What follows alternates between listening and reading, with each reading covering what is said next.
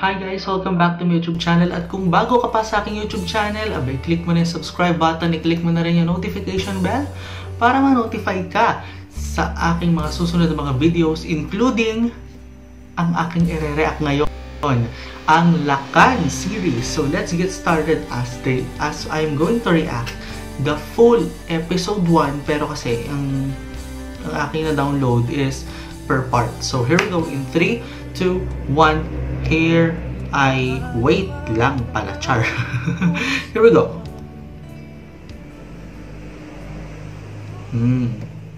Quite interesting kasi ang Lakan eh. Alam nyo ba? I asked Direct Vince Ricafrente and he said that first episode pa lang manununtok na sila. So let's see what they got.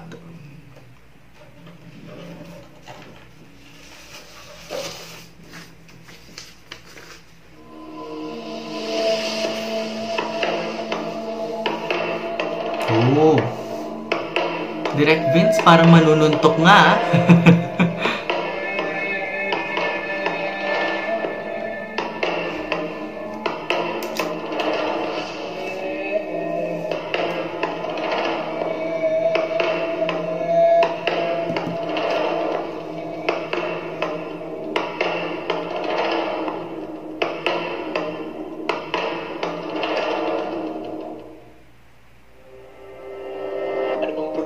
Hindi ko alam.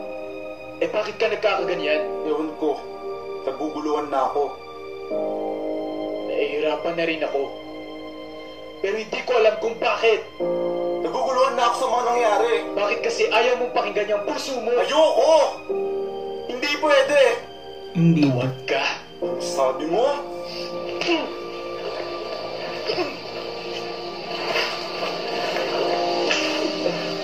Oh my God.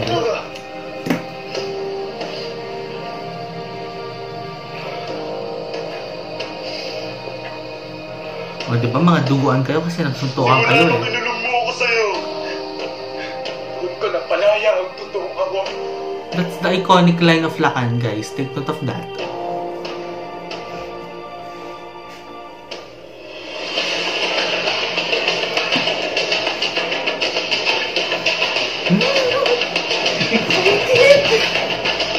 Nakaka-excite. Sorry. Nakaka-excite lang.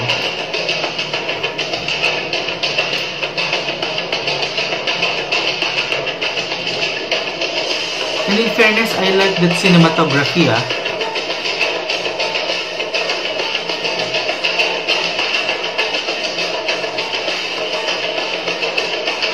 I always love that cinematography. Take note of that.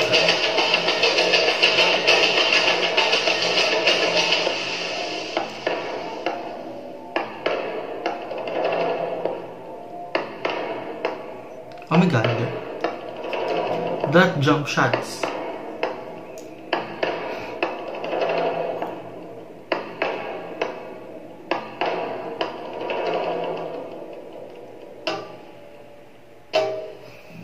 Takasang tagpo. Okay, that's nice. Title pa lang. Let's see what they've got.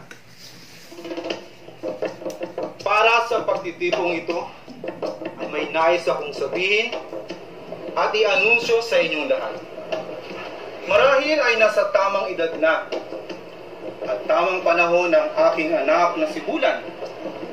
Kaya naman minarapat kong sabihin sa inyo ngayon na nalalapit na ang araw na inilipat ko sa kanya ang pamumuno sa ating tribo. Ngunit handa na ba si Bulan para sa kanyang mga responsibilidad? Handa na ang anak ko. Handang-handa na si Bulan. Sa katunayan handa na rin siya sa pag-iisang dibdib. Inaya, hayaan mo ako magsabi. Oo nga. Excited ka naman. Masyado kang natuwa. Ay sinalubong natin ang pagdating ni Imaya. Ang kauna-unahang katribo natin na natatanging nakapagtapos ng kolehiyo bilang isang guro. At hindi ako makakapayag na hindi ang anak kong si Bulan ang maging asawa niya. Kung gayon naman pala'y magiging maganda ang pagpasok ng paparating na Haring Buwan sa pamumuno ni Bulan at ang kanyang magiging kabiyak, ng aking anak na si Limaya. Para sa aking anak na si Bulan at kay Limaya.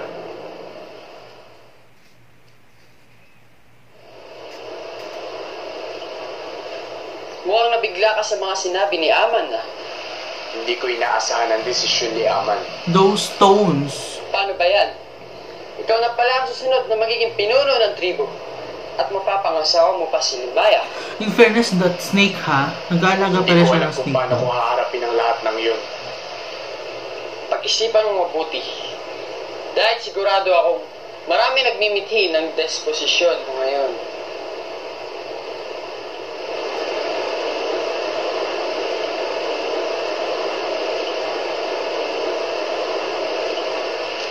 Napakaswerte mo. Napakasipag ni Bulan. Napakaresponsable pa. Hindi ko inaasahan ang naging desisyon ni Aman. Hayaan mo na yon. So parang ayaw Isipin niya. ang mga mangyayari. Ayaw Dahil niya. kayo naman talaga ang tinadhana.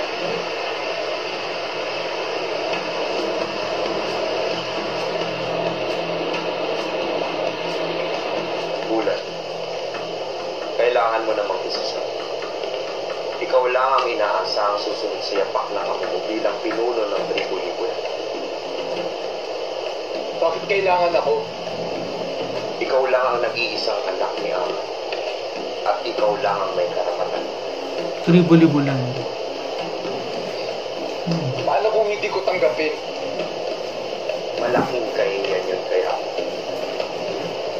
Pag-isipan mo mabuti. Actually, I was hesitating to ask this. Si Direk ba yun? Si Direk ba yun? By the way, I love that cinematography as always. Kanina ko pa nasasabi yan. That cinematography, that movements of the cameras themselves, I like that. But my eyes, oh my god.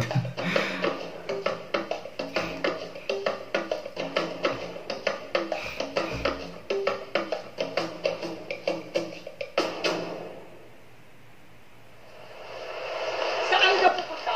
Hayaan mo na ako. Paglabag sa tribo, ang pagalis na walang pahintulot ni Aman. Kung may lalabagin man ako, yun ay yung pagsuway sa kagustuhan ni Aman. Pero kailanman, hindi naging mali ang sundin ang nararapat para sa sarili mong kagustuhan. That's tama yun. Masyado kang makatwiran. Huwag mong isipin na kaya kita hinabol ay para pigilan ka dahil sa gusto kitang ikasal sa akin. Ako man ay nabigla. Ngunit yun ang itinakda. Nag-aral ka at nakapagtapos. Gamitin mo ang isip mo para ituwid ang karapatang para sa sarili mo. Tama, kasi yung karapatan mo ipaglalaban mo hanggang dulo.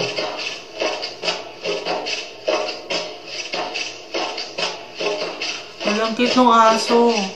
Sumusunod pa yung aso tuloy. Naku.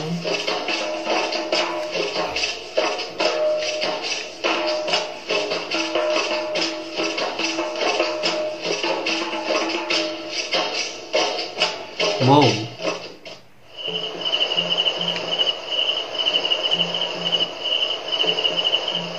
Aman, umalis po si Bulan ng tribo nang walang paalam. Saan daw ang kanyang tungo? Aman, hayaan muna natin si Bulan sa mapag-isip at maihanda ang kanyang sarili sa kanyang haharaping mga responsibilidad. Suway na bata! Oh no. Wow. Ay, pakibuksan po ang pinto. Oh, ano? Anong ginagawa mo dito? Bakit gabing-gabi ka na? Halika, pumasok ka muna. Ano niya to? Ano yung desisyon ng ganun yung ama mo?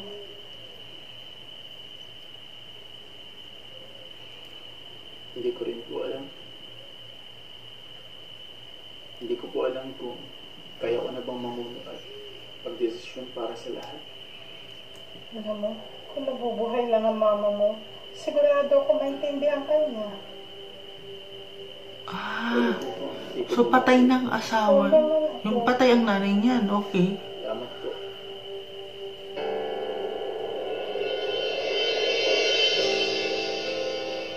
Pansamantala ko munang puputulin na ang lahat ng kaugnayan ko sa tribo.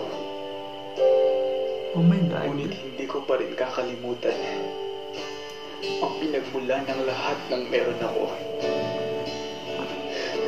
Hindi ko man gustong labagin ang batas ng tribo. Ngunit gagawin ko ito para sa aking pansamantalang sariling paglinaya. Oh my God.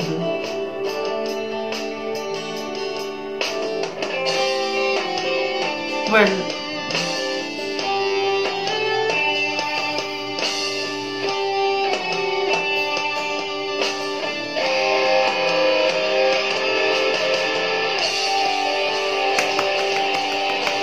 part 1 pa lang yun ah.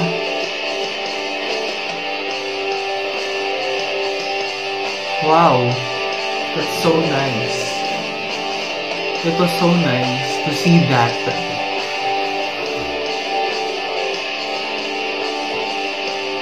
Hindi ako prepared dun na ginupit niya yung hair niya. Well, kasi ang paglaya naman, desisyon mo yan eh. Diba? Desisyon mong maging malaya kasi may karapatan ka. At kaya ka may karapatan para ipaglaban yun. At kaya ka may karapatan para mapanindigan mo yun. Yan ang laman ng unang bahagi ng unang pagtatanghal ng Lakan.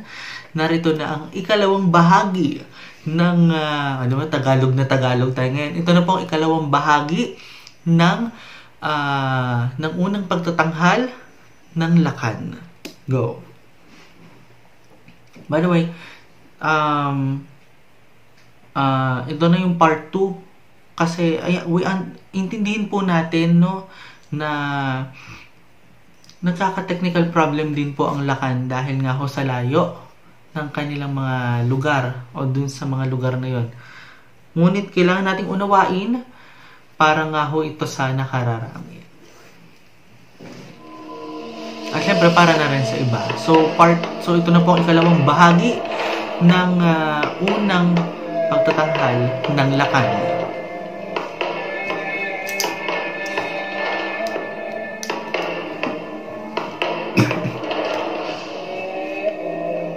Sabi na eh.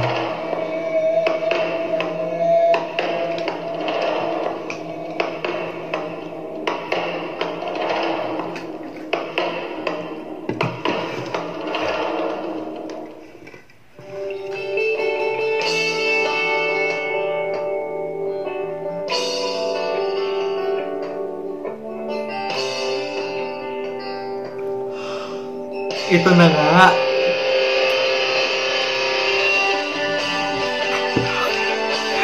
Okay.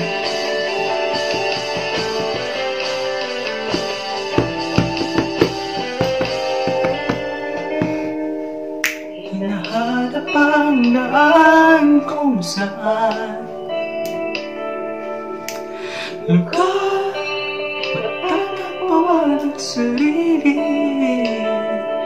Hinahanap sa limang salita ang habang buhay iniwan sa'yo. Alam niyo po ba yung mga ibang malapit lang din yun. Kung gusto nito sumakay ka na pati, iakapit kita malapit.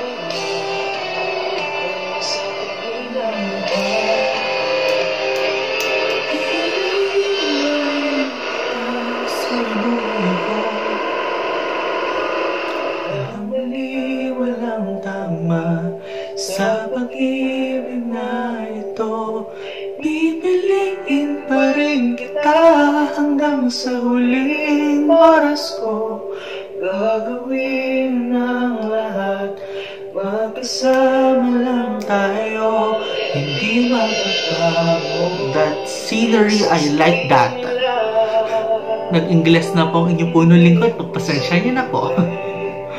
Pag-isahin ang magkaibang mundo.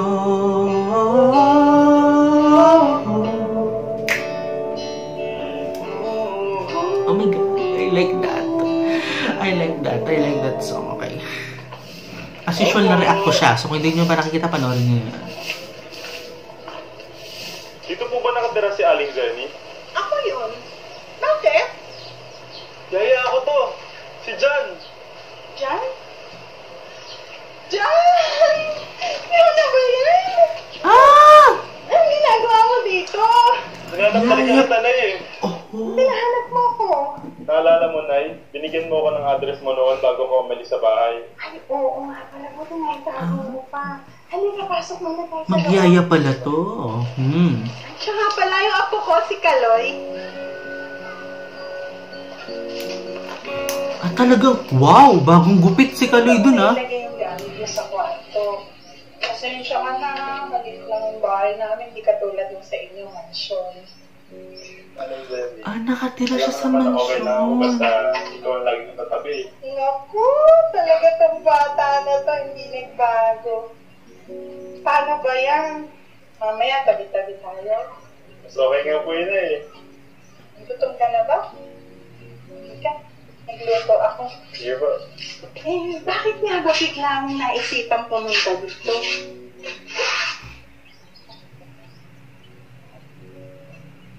Gusto ko lang munang huminga at mag-isip-isip. Saka, alam mo naman na mas komportable ako sa'yo na eh. Nilayasan niya. Walang nakakaintindi sa akin kaysa kay Daddy.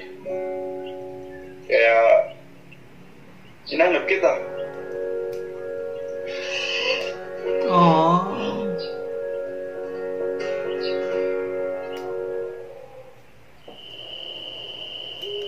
Ganyan talaga pag magulang minsan. Pero syempre, iba pa rin yung pagmamahal ng magulang. Pero iba kasi nakasanayan ng tao eh. Diba? Yung pagmamahal ng ibang tao. Diyan ha, ito lang ang pagkain namin dito. Ito nga po yung na-miss ko eh. Naalala mo po ba noon?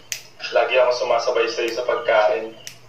At inuubos mo yung ulam kong longganisa noon. Sabi ko sa'yo eh, paborito ko to eh. Ito namang apo kong si Kaloy, hindi ako makain ng karne. Gulay ang kinakain niya at ang paborito niya ay tanin. Ako, yan naman hindi ko hilig kainin. Hayaan niyo, pagluluto ko kayo. Oh, tita, saan di ako na pala? Kain na! Ayos ah, bakasyon na pala ito ngayon. Si Jan nga pala, yan yung alaga ko nito. Si Titas apo ko. Tayo po. Ah. Kain na. Wala akong gana na, magpapahinga na ako. Oh my God, ba't galit ka? Naku, siguro pagod. Nagtatrabaho kasi yan sa bayan, sa bahay ni Mayor. Ano, kain na tayo? Ay, di dapat doon na lang siya kumain kay Mayor. Di ba?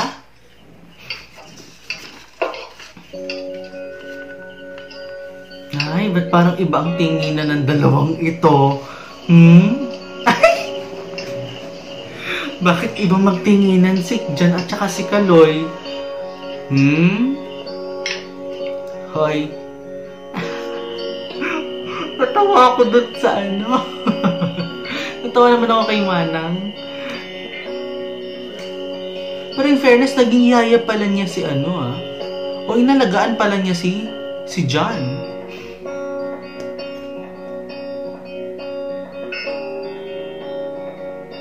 Ay, talaga. Ay!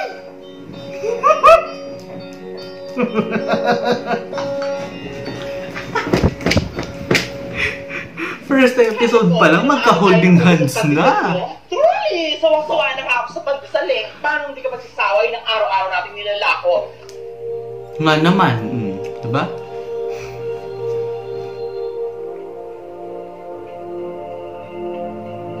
Ay, oh. Parang gusto ko ng pandikoko!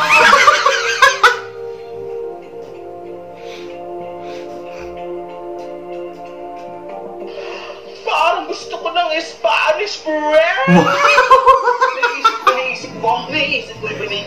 Ano ba naiisip mo? Ewan ko sa'yo. Ikaw ang nakaisip!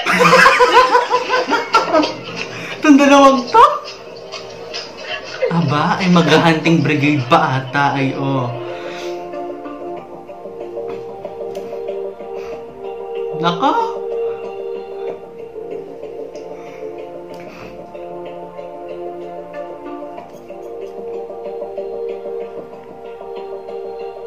Natatawa ako doon sa dalawang ano sa dalawa. Ayan! Hinang! Naaawa naman ako. Baka naman ibang halaman yung kanila nakakagat Wait lang.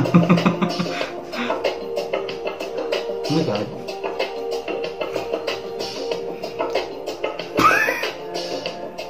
Wala! Ayan! Ang tataba na ng mga halaman ko. Iba talaga pag-ihi dinidilig dito. Ah!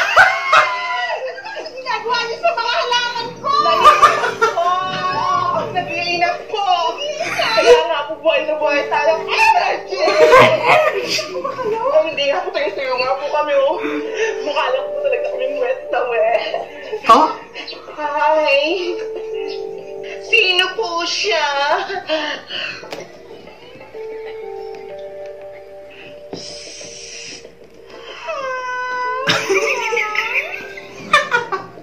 Ang harot!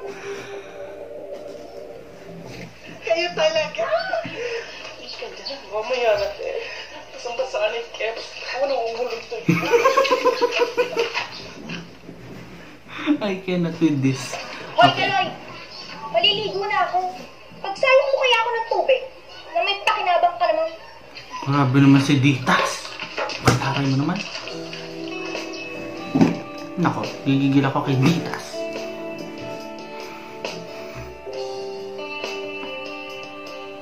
In fairness, naghintay talaga tayo dyan. Sa part 2 na yun.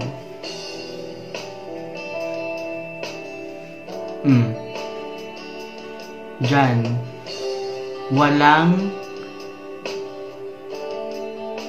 shower dyan. Hindi katulad sa mansion nyo. Okay? Ganyan ang buhay sa probinsya. At ganyan ang buhay sa liblib na lugar.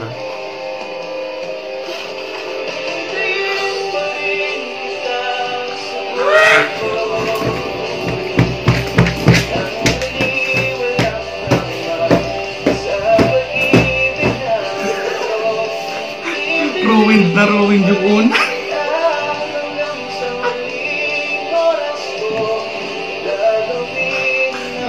Sakit lang.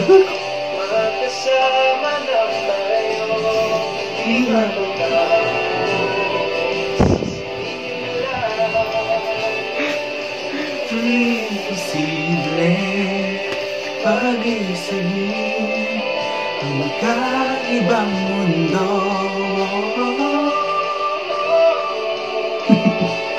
Oh my God.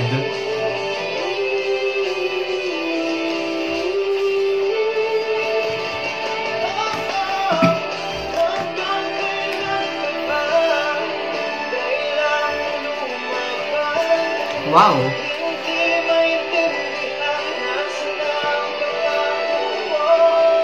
It is indeed as good as it is. Diba?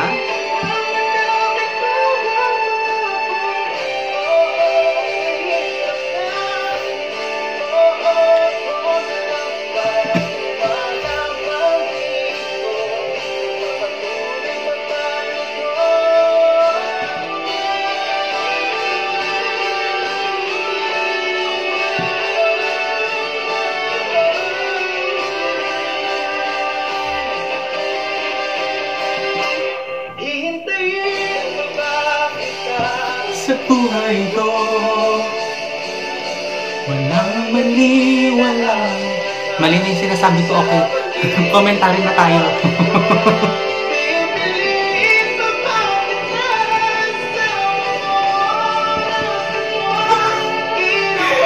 Wala nang magawa sa buhay. Okay. Tayo hindi mapapag sa sasabihin nila. Parang imposible pag-isip ang ating buhay.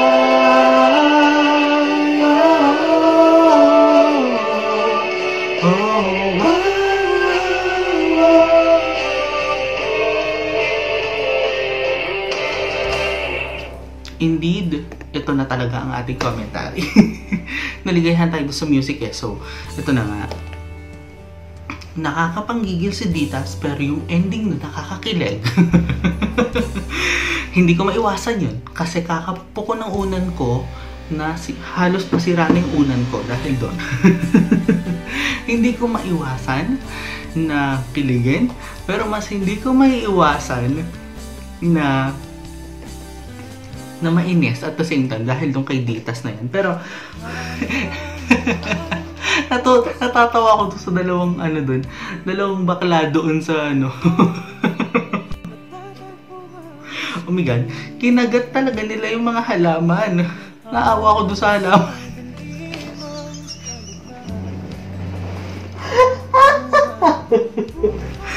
Oh my God, naawa ako doon sa dalawang halaman. Kinagat. Tapos yung pala ay galing, oh my God. Hindi, ganyan sa probinsya Tandaan nyo, ganyan po sa probinsya. Yung ihi talaga, yun ang pinang-bubuhos dun para bumunga siya.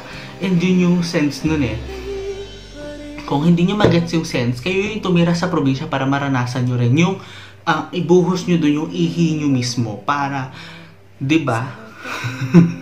Bahala sa mga buhay nyo. Kung hindi nyo pa nagigets, intindihin nyo na lang. But that's the point You know what? Living life in a province is so different. Or, yeah, it is so different to the urban. Rural sila diba? Yung mga municipality, yan ang kino-consider daw as rural. Pero, some of the municipalities are now considering it as urban. Pero right now, katulad dito sa amin, kung saan ako nakatira ay ito'y urban, yung katabing bayan, yun ang ito ay rural, yung katabing bayan, yun ang urban. So, ganun lang yun. Kung gaano kasimple ang buhay sa probinsya, hindi ho siya malayo ang buhay sa syudad, sa Maynila kumpara sa probinsya. So, dito na po ako nagtatapos. Excited na ako sa part 2. Nakakailang beses na nga ba ako makasapok nakakahampas ng una. Naawa na ako. Okay. So, dito na po ako nagtatapos. Ako po si Nathaniel Subida. Thanks. Maraming salamat sa inyong pagtutok. Kung nagustuhan nyo pong video na ito, i-click nyo na o pindutin nyo na ang subscribe button. I-click nyo na rin ang notification bell. At i-like nyo na rin itong video na ito. Pero, kaya ko kayo pinag-click ng notification bell para ma-notify kayo sa mga susunod na mga videos kasama ang lakan.